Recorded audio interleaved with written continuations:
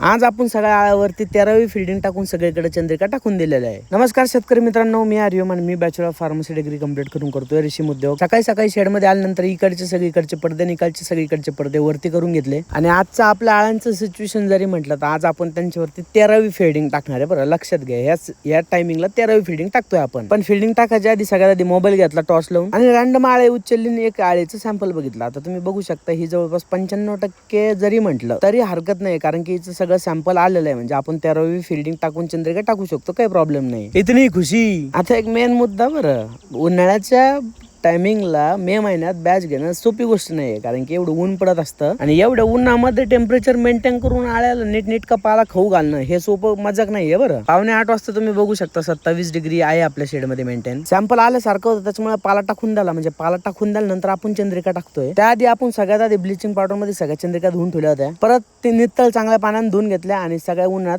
सुकायला ठेवून दिल्या, नंतर डायरेक्ट सगळीकडे चंद्रिका टाकून दिल्या। आता हळूहळू अशा प्रकारे आळ्या चढतील आणि त्या कोस तयार करतील समोरच्या 5 दिवसामध्ये, कारण की उन्हाळ्यात तुम्ही विचार करा 13च फिल्डिंग मध्ये सॅम्पल आलेलं आहे। आता ह्याच्या खालच्या नाही 48 घंटे पण लागू शकते चंद्रिकावरती चढायला। आणि तुम्ही बघू शकता 1:15 वाजलेला आहे आणि आपल्या शेड मधलं टेम्परेचर मेंटेन 30 डिग्री सेल्सिअस वर आहे। उद्याचा अपडेट सांगायचं असेल तर मला एक कमेंट करा।